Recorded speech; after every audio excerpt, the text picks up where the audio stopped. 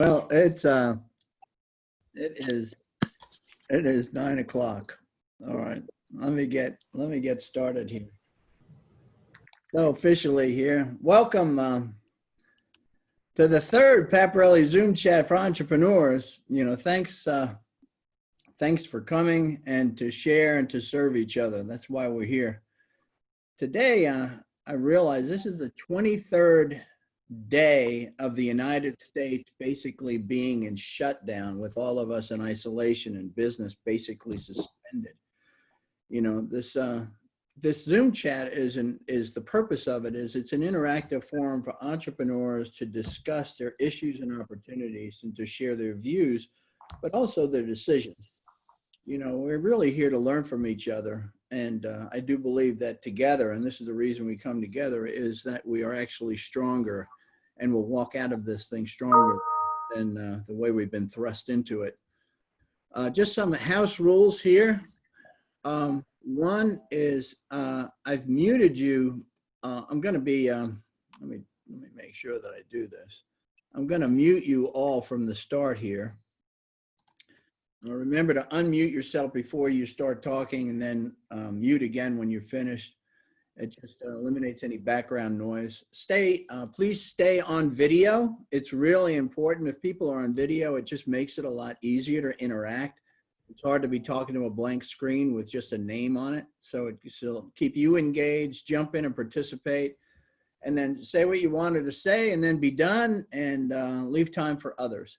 Also, in the top right-hand corner of your screen, you'll see that there is a speaker view, which you can choose between looking at the speaker who's speaking, or you could look at the whole gallery view, for those who aren't familiar with Zoom. And thirdly, and lastly, is I encourage you to send me and others questions in the group chat. You'll notice at the bottom of your screen it says chat. You can send chats to all of us, or just to me, or to also to individuals that you may want to just connect with or make a comment to. Those are the house rules. So let's get started. I always have our entrepreneur's thought of the day right from God, and today is a Proverb 14:16, which says, "The wise are cautious and avoid danger. Fools plunge ahead with reckless confidence." I attended an angel seminar yesterday with a fellow named Jason Calacanis last night. He was an early investor in Uber and also in Airbnb. He's was closely associated with Sequoia, one of the top 5 venture capital firms in the world. He is in Silicon Valley. He started this thing called Launch Accelerator and also Angel University in Silicon Valley. And the guy's a brand. So I wanted to kind of there was a 3-hour seminar that he was given, so I participated in that. I was interested to see what his view was. And the guy's, he's also growing a beard like Ricky Steele, my friend. And that he says, I'm going to keep growing this beard until I go back to work, until we're back at it again. So he believes that we're going to beat this thing, and we'll be back to work soon. He says life will resume after a bit of a tough time, but he said, know this. He says there is no better time to invest in startups than right now, which is it's hard to believe. He actually gave a couple of quotes I saved for him. He says, fortunes are made in the down market and lost in the up market, and there is never a bad time to start a great company. So that's some of the optimism that's coming out of Silicon Valley, I think. But he put that to bed, and he went right on about angel investing for the next 3 hours. And it was a great seminar. But here's what I see. We have a confused government. The medical experts now just as of tomorrow, they look like they were wrong about the lethality of this virus and how quickly it'll move. They blame their model assumptions. The government needs to gather better data so that they can make better decisions and really get us back to work. We hear this from Trump all the time. We're not meant to be this way. And I think we all agree. But in the meantime, we're all applying for this PPP loans, payroll protection, and unbelievably, if you would have told me that this was going to happen, unbelievably, the government is going to float our companies for a couple of months. And I think everybody sort of believes that it's probably going to be longer than that. And they're just going to keep floating the companies. And I think it's like crazy, but somebody's offering you money, right? You take the money. Who would say no? So I don't think, though, even in spite of that and that help that we're getting from the government as small businesses, that we can be deers in the headlights as leaders of our businesses. People are looking to us and we need to make decisions. But with no data or bad data, decisions we're making come slowly, or that we make decisions with low confidence. It's too easy, it seems, to be wrong, since we just don't know, and we can't even talk to people who have experience with something like this. This is first time for all of us. So we find ourselves really with three choices. We can cut, we can trim, or we could stay the course. And we saw a lot of information on the cut side from venture capitalists that say, look, preserve your capital, do your layoffs, cut back, live for as long as you can, put salary caps in place, and come out of this at least alive so that you can then participate, do what you had planned to do, the plans that you told us you were going to do before we funded you. Then there's the trim side, which is just tighten it down, just get rid of any excess and stay as lean as you possibly can, but keep your core, keep everybody together. And then the last is just keep going. And for some people, they're actually hiring like crazy now because they just hit it right. For others, if you've got any kind of online business, it seems to be really thriving, like this Zoom right now. Zoom became a standard literally overnight. But staying the course is what some people are doing. But we're here to ask the question, or to discuss the question, what did you decide to do thus far and why? And the why piece is really important, and that's what we're going to talk about today.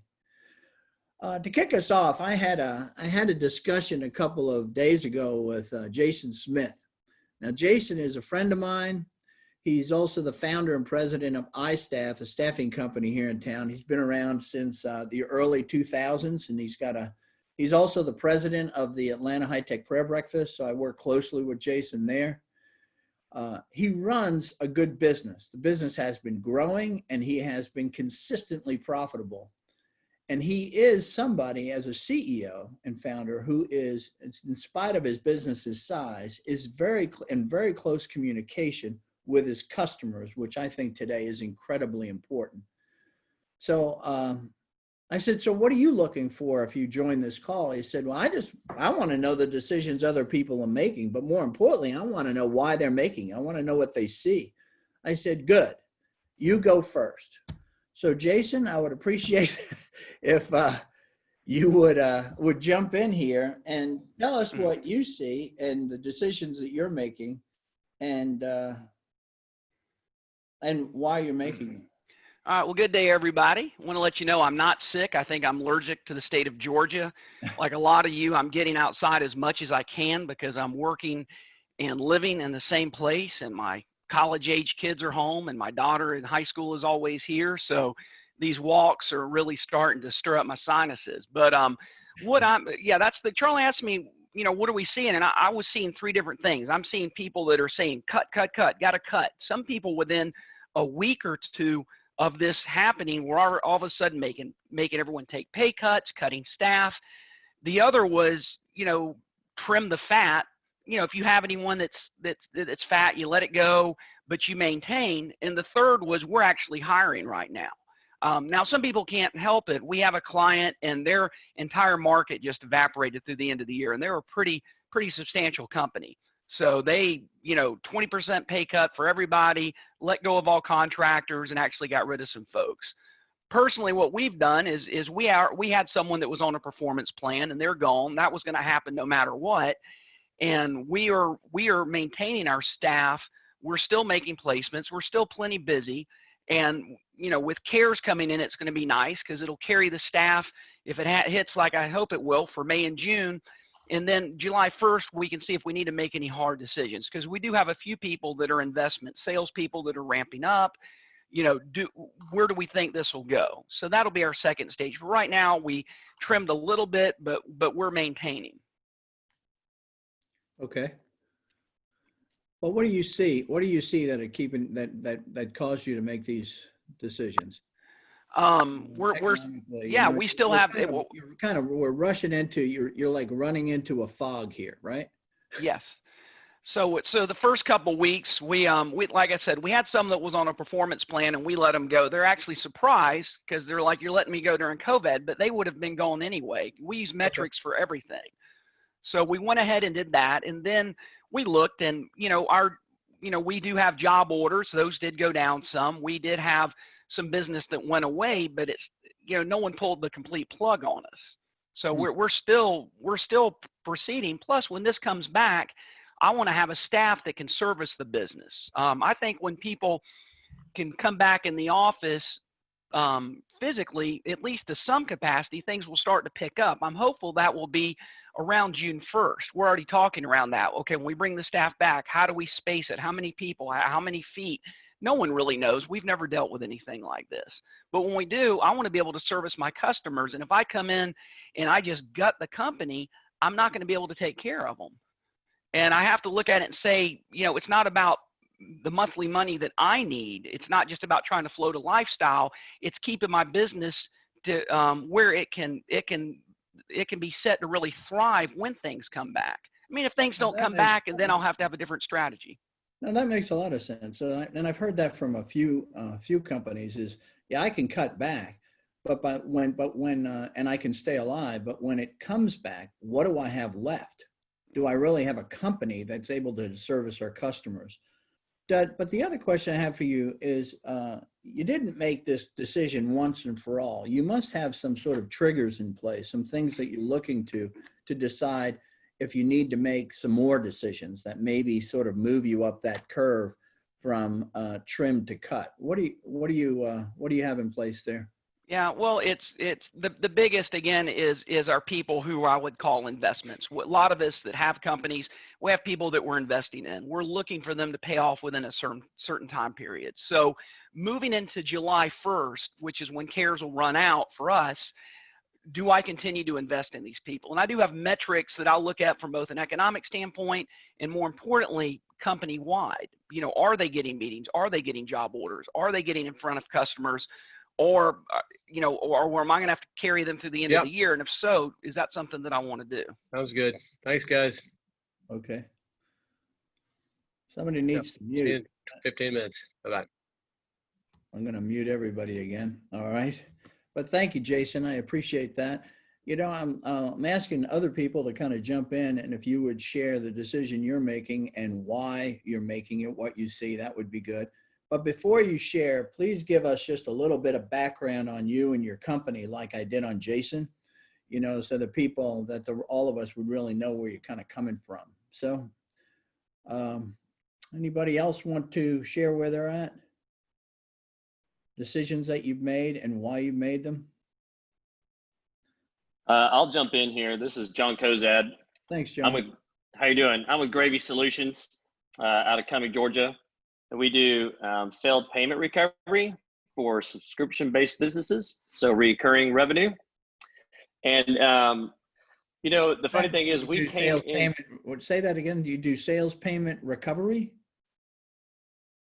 Failed payment recovery for recurring revenue businesses. So mean? Somebody has a recurring revenue business. So take a SaaS company, for example, right? Every month you're charging somebody's credit card. Those credit card transactions fail from time to time. And there's software out there that will send emails. We actually have a human-based approach to work with our clients' customers to get those credit cards back updated, whatever it needs to be. Sometimes it's insufficient funds and people are like, hey, can you just rerun that card on the 12th of the month? Sure, we'll do that for you. Okay, good. So we average 50% recovery rate on that or better back in our clients' pockets, which in this market is every dollar counts. So we're still selling right now. We're still bringing on clients and customers. But coming into 2020, we actually had already started down the path of the market's been so good. We've been riding so high. At some point, something's going to correct. So let's start to trim down. So we've been in that trim bucket, and we've continued to go through that. And we've tried to trim everything we can that's not mission critical at this point, with people being the very last lever. So, you know, we put 5 levers in place. Actually, lever number 1 is the PPP program, this payroll protection plan. The next lever is just looking at optimizing what we can get out of the business we have, making sure we're getting as much recovery as possible. The next one we're looking at is just across the line expenses. We just went through what is mission critical to our business. And we pulled those out if they're not mission critical right now, because it's money we just don't have to spend. And then the fourth one is on the front end, just bringing in more clients. Like, how do we get smarter? How do we shift our message in this market to speak to our client base, which is really, hey, we help you keep the dollars you've already earned. And then the last lever we've looked at really is people is the final lever, which we're not pulling yet. And similar to what Jason said is, you know, if things don't continue, if things get worse and they don't look like they're on the right trend, like that's when we're going to have to start looking at that point. But at this point, we want to keep the people we have for all the reasons you said and many others have said. When this turns back around, we want those people there.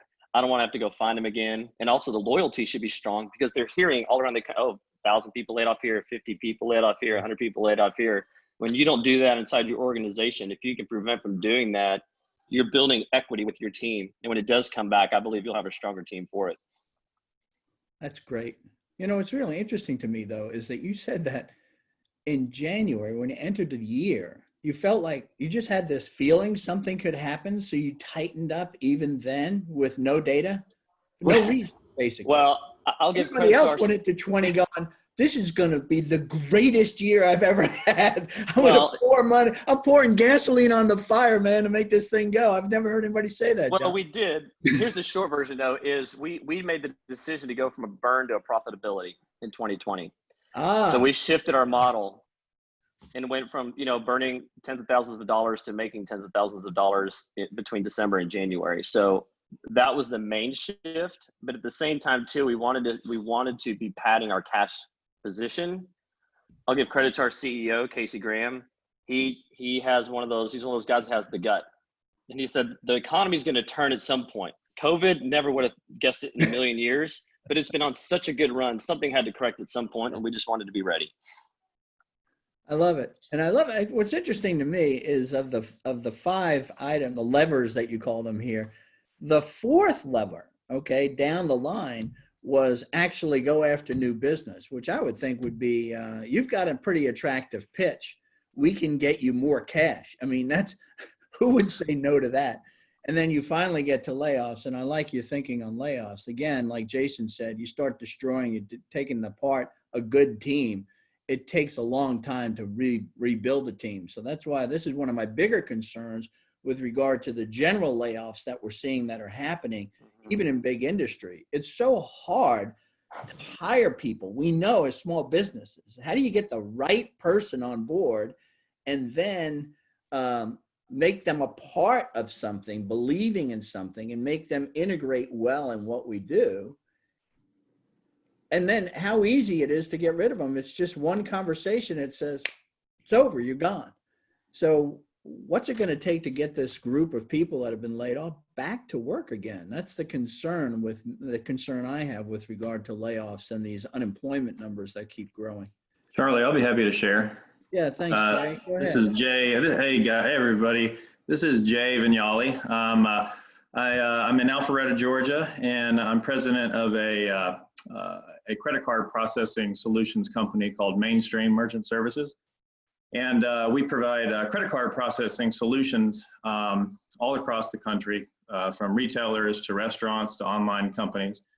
And so we provide all of the credit card processing services, like the ability for a restaurant to take payments at the, or retailer to take payments. We sell the credit card terminals and the point of sale solutions. So we're seeing just the brunt of this thing firsthand, because we've got so many, just an array of different customers out there. And so what we've seen, we process about $2.5 billion annually in total credit card processing volume across our entire portfolio. And so what we've seen this past month to this month is credit card processing volumes are down approximately 40%, and it's still going down little by little as you know, more and more states and cities are going into the shelter-in-place mode. So it's definitely impacted our business pretty big time, where revenues we're seeing them down 40 to almost 50% right now. And so we're having to get really crafty here to figure out, okay, what are we going to do? You know, I thought John, I thought you and Jason, you guys had some great points. I really liked the levers that you guys put in place, that you put in place, John. I thought that was really neat. But so what we did at first is we looked at the company to say, okay, where is we looked directly at a brand new product that we're launching and bringing to market that is not driving revenues for the company right now. And we looked at that project and we said, we hate to do this. We've been in this for several years, pushing this thing along. It's going to be awesome, but we had to pump the brakes, and we had to cut off of the R&D right there. It was the first place we started, which was very difficult, but we realized that we had to do it. And so we kept a core piece of that team, but we had to let the majority of that team go that was working on the R&D project. And we just put a whole stop to that. And then what we did is, so we laid off, we did have to lay off a few positions there. And then what we did is, of course, you know, scrambled to understand what the government was doing as far as the CARES Act, which was just amazing what they've been able to bring to the table for small businesses. I mean, this is going to, if this pans out properly, I think it's going to save half of America from these businesses crashing, because like Charlie said, they're going to float our companies for the next few months. So it was understanding that, and then going and probably filling out 8 to 10 different applications, the same ones over and over again, because they need more information, or you didn't send it to the right spot, or you weren't sure where to actually apply, and you're not sure which SBA bank is the approved bank. And so just understanding this whole brand new process, you know, that was one of our first, our second thing, I guess we did. And so now it's understanding, okay, well, if things get bad, what is going to be the third thing that we do? What is the next round of layoffs? Who can we not run this company without? And then there's this big thought too that says, okay, well, the economy is going to come back. What month is it? Is it May? Is it June? Is it July? And when it does, we need a company there to run this business. And so it's like, okay, we got to preserve the key employees, but we also want to try to preserve everybody we can, because again, the economy is going to come back. And so we're kind of thinking through that. But what we've done on the sales side is, well, for one thing that we did is we've been after this. We're trying to figure out how to make it easier for sales reps to bring on new business. So we've kept going with a digital online application, kind of like a DocuSign type environment, where salespeople can easily send applications to merchants, and they don't have to actually go out there and see them and shake hands and do all of that. They can make the process seamless and no face-to-face, and just make it a really easy process. So that's one thing that we're just diving in to get completed. And then the second is we're trying to kick off a digital marketing campaign for our sales reps to kind of help them generate new leads.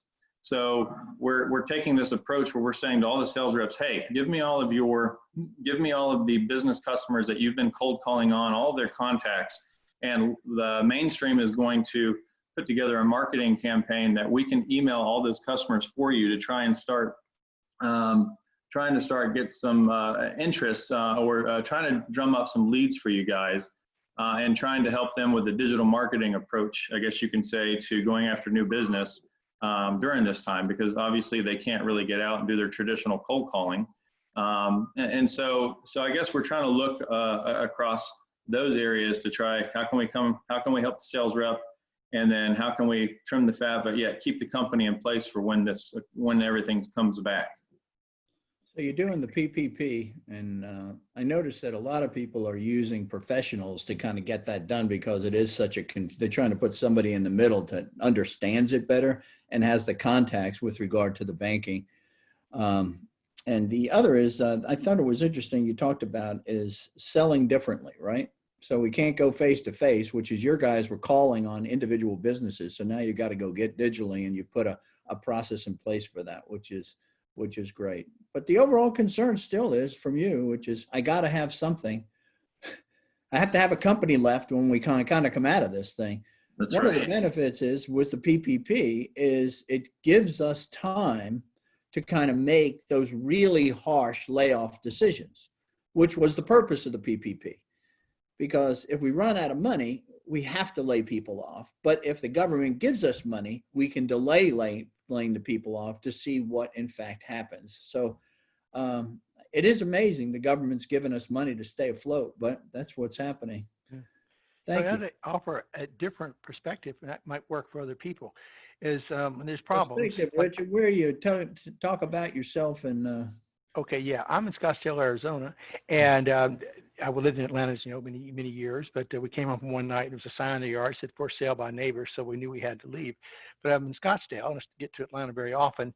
But salesrelevance.com, as the name implies, is a sales engagement product. And where I'm going to go with this opportunity is how these troubling times can create opportunities where people weren't paying attention. So the analogy is we probably all have some customers, like we're selling aspirin on New Year's Eve, and no one wants the aspirin on New Year's Eve. When you have a sales engagement product that makes people more effective, they go, yeah, whatever, the economy's booming, everybody's making a lot of money, so you don't need to focus on that. So it's not a priority.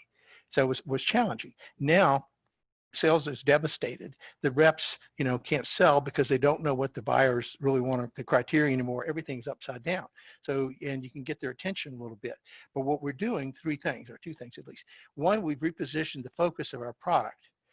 Instead of selling the licenses, we're giving the license for free and just charging for the implementation services. And that's not a lot of money, but it's enough money to carry you indefinitely the implementation services. And you give away the licenses. We're starting with 90 days. We'll extend that. And so basically, at the end of if people take advantage of this product helps them do that particular time.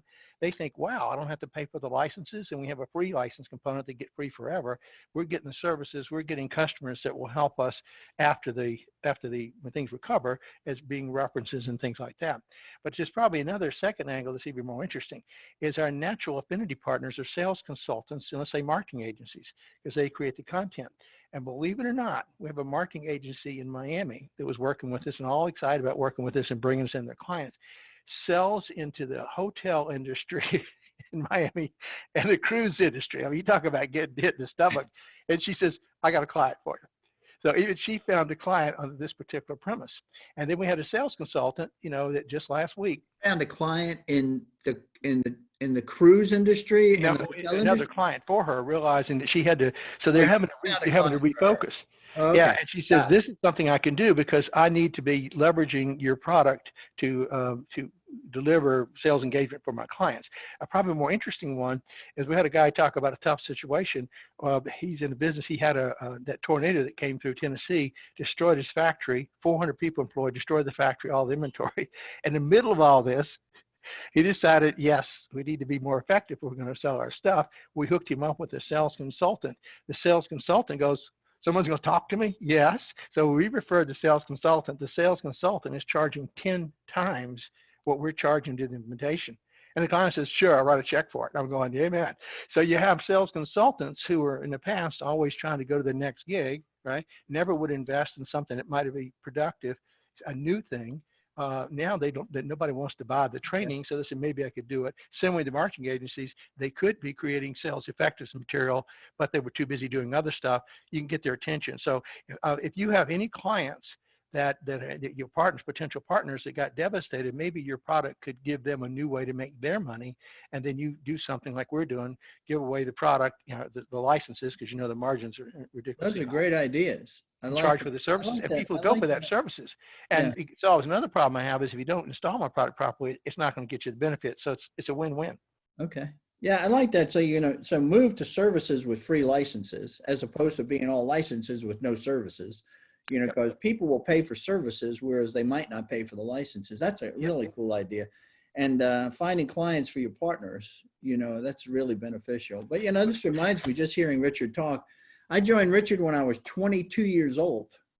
And he had a company that he had started called Management Control System. We were selling software to CPAs.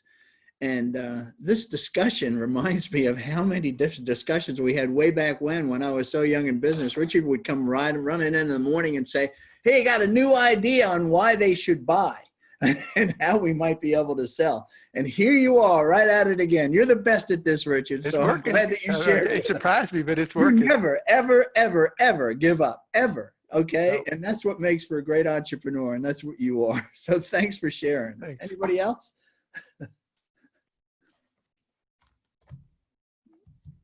Come on. We need another entrepreneur to jump in. Ryan, what's going on with your business down there?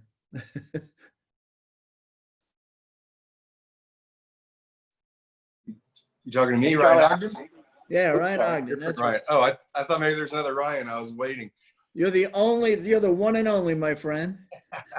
Well, you know, I had a couple thoughts. I'll say one quick thing is you mentioned never give up, and I'm in a peer group that started here in Dallas with my church in the Dallas area is Gateway Church, and this guy, one of the elders, he started a faith-based peer group, kind of like C12, if y'all are familiar with that. It's called Kingdom Business Leaders, and it's lesson-oriented. And the last lesson just happened to be never give up.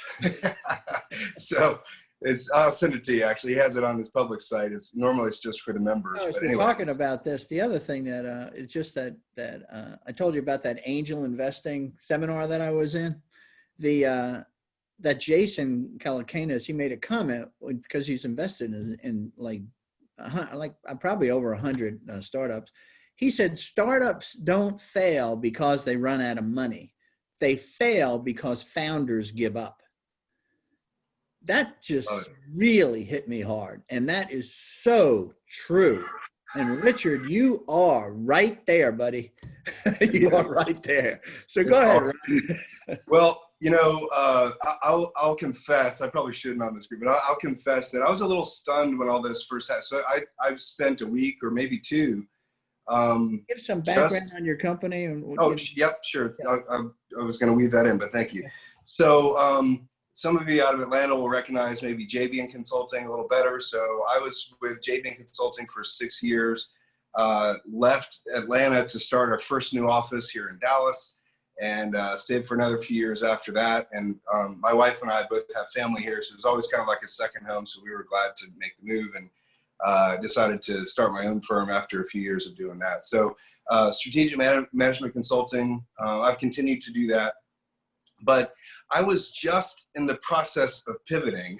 And so, you know, when this hit, it was a little stunning for me. And it just took me a little while to regroup and grab onto that never give up, persistence. So we're in the process of shifting the firm to be more media forward, more media centric, more, not letting go of the traditional consulting, but just leading with, and especially in the mid-market, providing some more almost like do-it-yourself types of solutions where rather than only hiring a consultant to do the work, hey, look, we have a training program. If you have a high potential person, we can sign you, get them trained up, coach them through, and you can do some consulting-like engagements with your own resources. We have a model for that now, So anyway, as I'm doing that, this hits, and so it's just a little tough to think of. And I love Richard, I love your excitement. Part of the reason why I love Charlie, thanks for having this, and other calls that I'm attending like this is just I'm looking for that energy and that persistence. And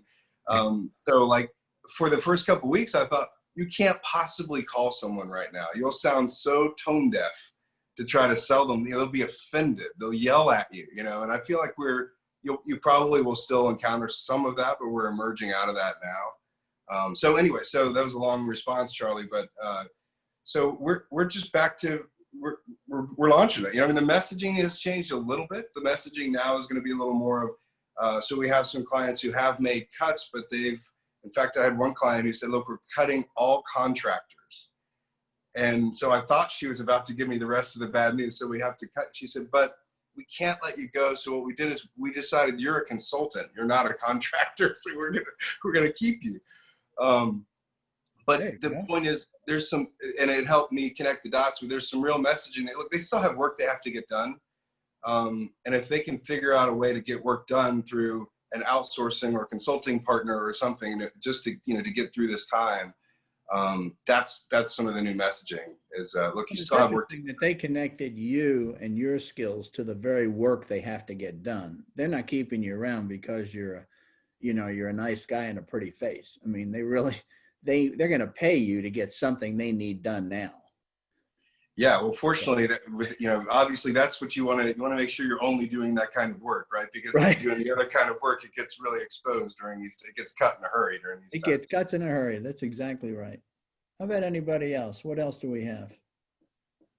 Jason, you got any updates? Oh, here you go. Go ahead, Joe. What do you got? Hey, Charlie.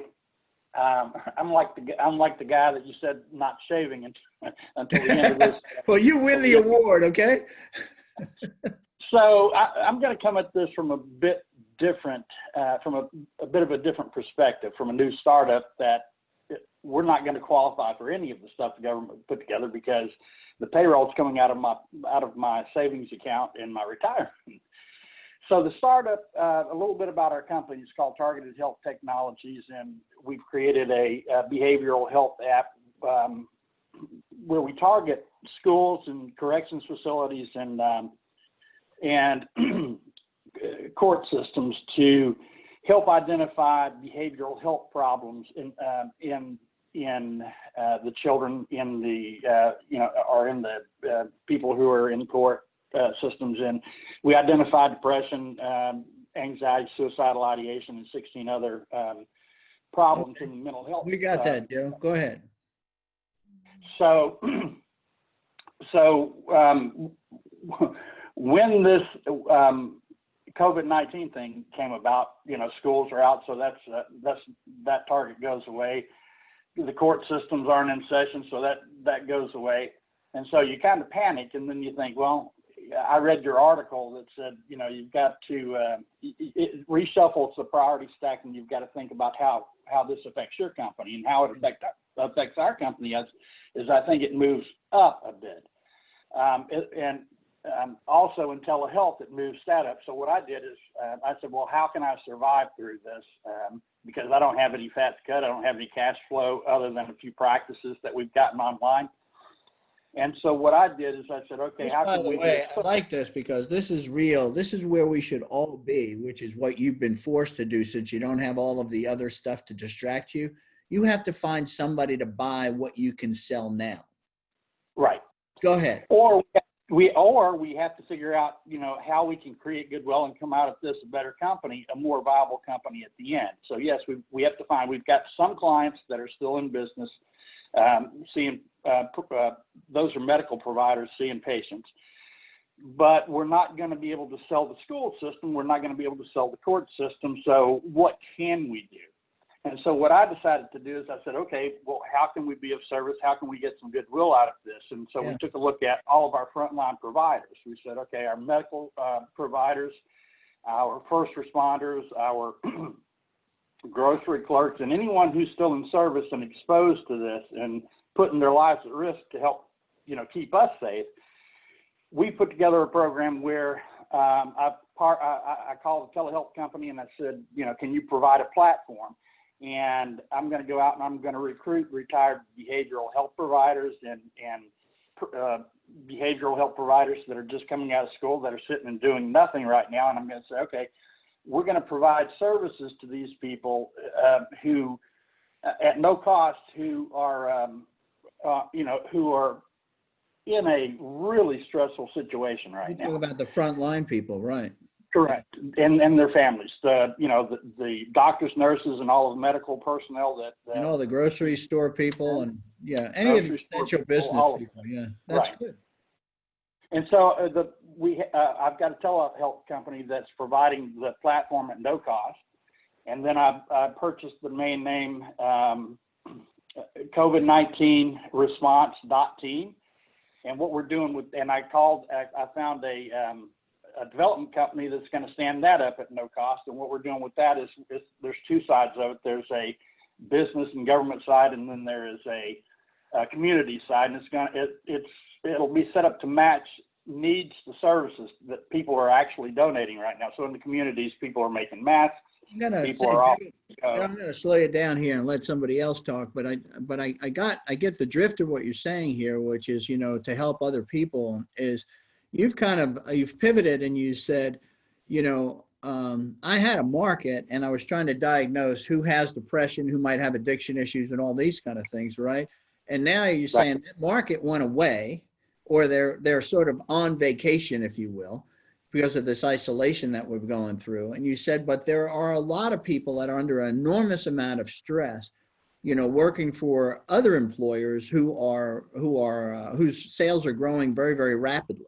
Okay. Right. So I think that looking at the market the way you did in pivoting and then using partners to get into it is a great idea. I think it's brilliant, and that's good to pass on to everybody else. So thank you, Joe. Sure. Okay. What else we got here? Somebody else want to step in for me? Hey, Charlie, it's Ben. Ben. Hi. The Blitzkrieg from London. You're old. I just had two things. I'm at Morris Manning & Martin as an EIR, and I'm working with about 45 companies here and there over the course of a month, every month, and a lot of them have applied for PPP loans. And I'm just curious if anybody has seen a nickel come from any of those loans from any bank. The rules are very different and not quite yet finished, and the rules that have been published aren't the same as the rules being used by the banks. So what expectation has been? So you're saying even with your people that you've been dealing with, those 45 or whatever entrepreneurs, you're saying they haven't even put in final loan applications, that they keep getting pushed back? Some have, and so they've tried. It's very difficult to do that because the systems are very buggy. I mean, they did them too fast, and even the cabbage application doesn't work. And so people are just struggling to get an application in. The ones that have succeeded in that have not heard a thing back. Okay. So, and somebody said yesterday. Anybody received any money I'd back? just be curious. We're in the same boat. This is John again. We got our application in, I think finally in last Friday, but the bank we're going through, there's no status.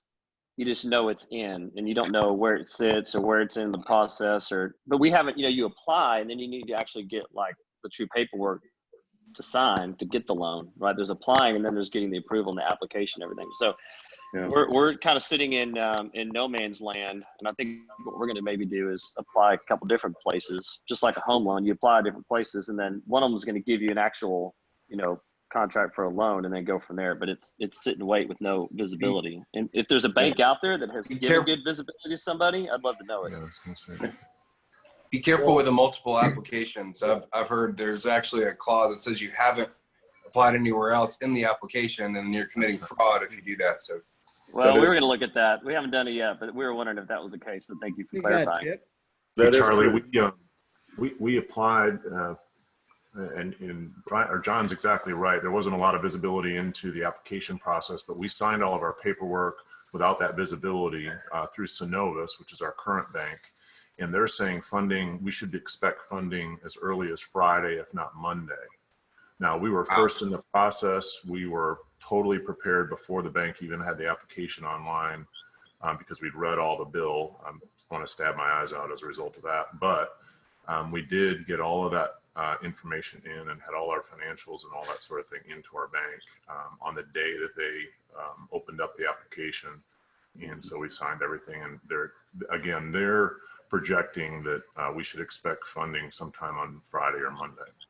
And you were a previous customer of Synovus, I presume? Yes, we've had a 22-year relationship with Synovus. Yeah, that makes a huge difference. Yeah. When did your app go in?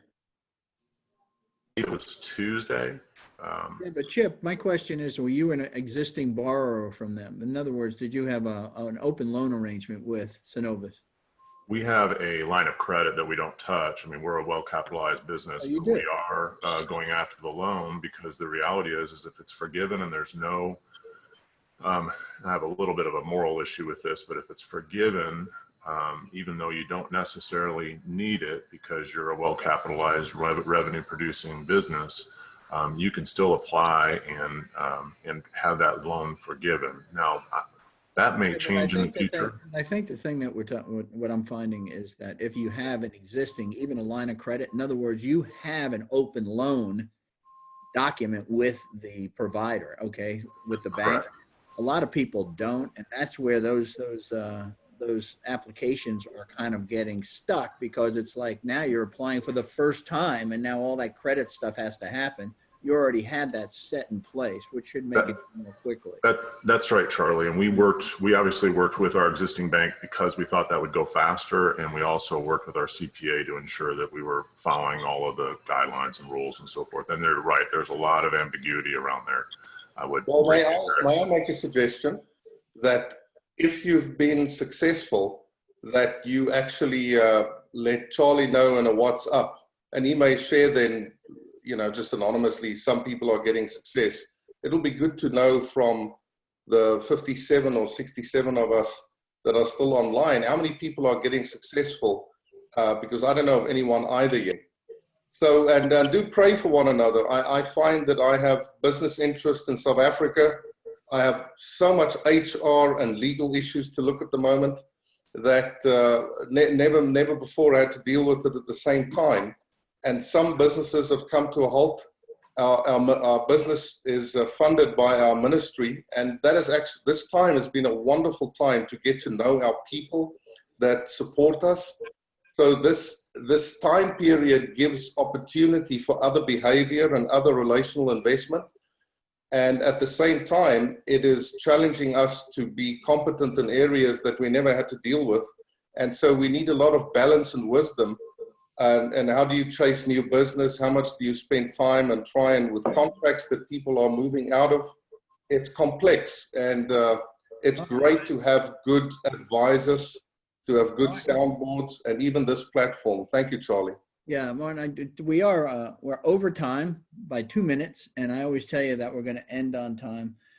I appreciate everybody taking the time to join and to help each other. We really are here to kind of share what we're seeing and what we're doing and why we're doing it. And man, I have learned a ton today. But the first thing I think that we have to do is we do have to process those PPPs. And if you do get some money back, it would be good if you send that to me, then I'll share that out as an encouragement, maybe what you learned from the process so that we can share it more quickly. So I'll do that. Good suggestion, Martin. Charlie, are you saying that you will share the money that comes back? Yeah, I'm going to share all the money that comes back. I get, Yeah, send it to Charlie and you'll share it, right? Good. Hey, Charlie, this is Jeff, and Chip Schuneman. I don't want to go over time, but Chip did bring up something about a more. But you are going over time, and we're not going to do this, and I'm sorry. Okay? Sorry. But I want you to not only process these PPPs, but, to stay close to your market. As the owner of the business, as the founder or as the person running the business, I say, do what Martin said, is stay close. The closer you are to your market, talking to your customers like Jason did, you don't want a filter when things are moving this fast. You don't want to hear back from your sales reps. So you need to be talking to those customers. And that's what makes people like Richard so effective during difficult times like this. He has those conversations. Then pay attention to your levers and your triggers. Have them in place and be ready to pull them. But we will get through this. We want to have a company on the other end when we do get through this, and let's be close to our buyers and have no surprises. Next week, I'm not sure, we might be thinking, probably be talking about these PPPs. We also might be talking about our customers and what we're learning from them. But one last thing is, if you come early, 15 minutes early, so we had a little good discussion, just to kind of catch you up and meet some new people. Lastly, I am praying for you. I had somebody say to me, yeah, every Christian guy says I'm praying for you. No, I'm praying for you, okay? And I like what Martin said, we should be praying for each other. thank you so much for your time. Thanks for being a part of this chat. Thanks for being in this new community. Let's go out there and let's be positive and let's be great leaders. Thank you.